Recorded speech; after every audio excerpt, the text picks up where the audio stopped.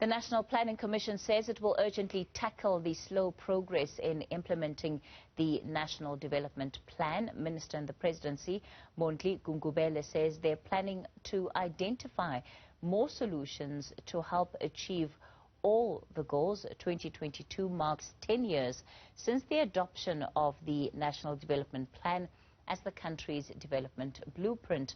For more on this, we're joined by the National Planning Commission Deputy Chairperson, Professor Tinyiko Maluleke. Professor Maluleke, good evening to you, and thank you for your time. Listening to what Minister in the Presidency, Mondli Gungubele, had to say about, the ability to meet all of the plans that are set out in the NDP, it certainly does seem like a dream at this point. We're nowhere near close to even meeting half of what has been set out in that document by 2030. Yeah, I think it is true that we have fallen far behind as a country in terms of the objectives and targets set out in the NDP, given that 2030 is not very far, because that was the sort of finish line that we set for ourselves as a country. But I think the only thing worse than the situation we are in would be if we did not have a national development plan, in which case we would have no clue as to how off target, how off course we are. So at least we are able to tell where we are behind, and we are able to try and track as to the reasons why the implementation has not been as effective as it has been hoped for. And then together we can chart a new course, recenter ourselves, as it were, back to course and see how far we can go between now and 2030. You're bringing me to my next question, Professor Maluleke, because some ask the question around the relevance of the NDP as a national roadmap. Is it still a relevant document that deals clearly and responds very effectively to the challenges that South Africa is facing today, given the fact that over the last 10 years, since the adoption of the NDP by the National Assembly, there are lessons that need to have been learned, and those could fundamentally change even some of the approaches that are recommended in the NDP? Well, I think the NDP remains the only document that contains the developmental vision of the country. You can fault a sentence here and there, a specific target, but you can't deny that the country wants to become equitable, that we want a prosperous South Africa where development reaches to the furthest corners of the country, that we want a country where internet availability is universal. So I think the big goals of the NDP remain relevant and they remain strong. And I think we would be making a mistake as a country if we thought that we could churn out a new plan every 3 years, when in fact the goals do not change. The big goals that are there, I think, remain very much relevant. Of course, the NDP, in my view, is probably as important as the Constitution, except that it is not a Constitution, it's a plan. And a plan, in order for it to work, it needs to be implemented. Of course, you described it earlier as a vision, and that would be very much in line with what somebody like former President Thabo Mbeki has said, that it's not really a plan, but what gives it meaning is perhaps some of the goals that are set out in the medium-term strategic framework. And that's really how government departments are able to give expression to how we practically reach that plan. And unfortunately, what we have seen over the years is that there is lack of coordination in government departments when it comes to the implementation of these plans, and often they've not met the targets, which is why we find ourselves here. So how are you, as the new National Planning Commission members that are tasked with coordinating and monitoring the implementation of the NDP, going to ensure that that implementation actually takes place this time around? Well, one of the strengths that we have is, of course, the expertise that resides in the individual members of the National Planning Commission. It is a set of amazing South Africans with amazing skills and experience, including activists, including young people, including academics, including scenario planners and engineers, you name it. So that, for me, is part of the reason I have hope that this National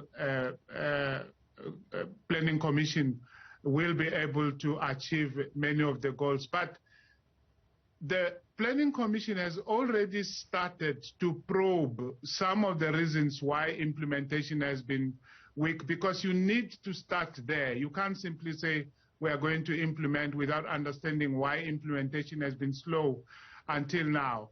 And there are several groups of reasons that we are exploring in order to understand that. One has to do with the so-called capable state, whether the state has been capable enough to implement the NDP and what it would take to enhance the capability of the state. Another set of reasons has to do with issues of coordination and process. In other words, you've already referred to the MTSF and other plans. We believe that the coordination and the cohering of the various plans could have been better and can be done better, and we are looking into ways to do that. The third area that we are looking at has to do with the question of prioritizing. What needs to be done first in order for other things to happen quicker? At the moment, the level of prioritization and the identification of what actions, what targets, what objectives in the NDP are catalytic. And once that has been done, it should be possible to drive a better implementation effort than has been done until now. Prof. Maluleke, are these not questions that were answered by the review that took place a couple of years ago? Well, what the review did was to identify implementation as a big weakness, and to flag it as something that the next commission should focus on, which is what we are doing now. So yes, indeed, the question of implementation is not something we have pulled out of our heads, as it were. It has been identified as a problem by the previous National Planning Commission, but it has also been identified as a problem by the President in a few sonas that he has given, and a few ministers have pointed to it as a sticking point. So it's not as if we are discovering something new, but what has yet to be done is to understand how state capability, state coherence and coordination of plans, as well as prioritizing, can be done better. And we have set ourselves as a commission to begin to address those. You know, the issue of implementation, and again, how that was identified in the review, it's been spoken about, through a number of avenues, again, whether it's when we look at the President's speeches or even what has been coming out of his office in the presidency. the one thing we want to avoid is a situation where we're going around in circles, right? Where you as the National Planning Commission are doing all of this work, analyzing, like you're saying, scenario planning. But at the end of the day, you're not the people that are in charge of implementing this plan. And 10 years on, you know, we can't still be trying to figure out how we actually implement it. So how do you fundamentally change that, Professor Maluleke?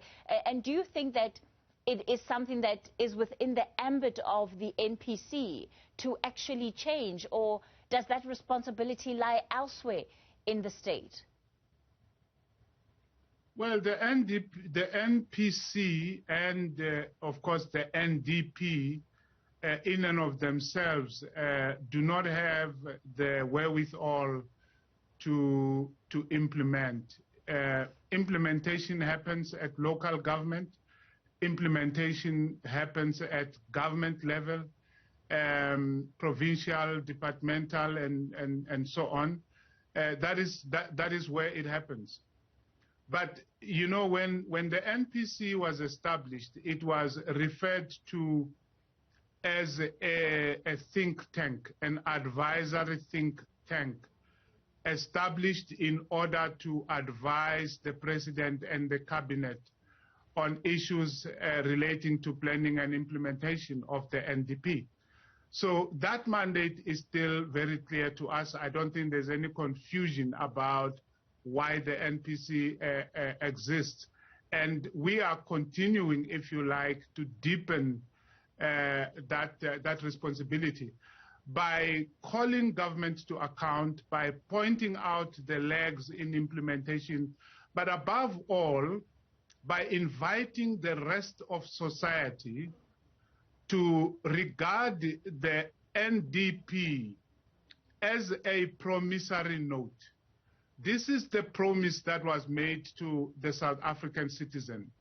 And South African citizens have got to go back to it and say, but this has been a bad check so far.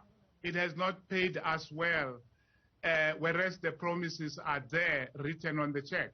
So it's our role to mobilize the rest of society around the NDP and its goals, and also to call government to account and to assist government through research, through impact studies, through advice, and through our convening power, because we can convene government even though we may not be able to implement, but we can convene and point out to them where implementation ought to take place. National Planning Commission Deputy Chairperson, Professor Tinyiko Maluleke, let's leave it there for tonight. Thanks for your time.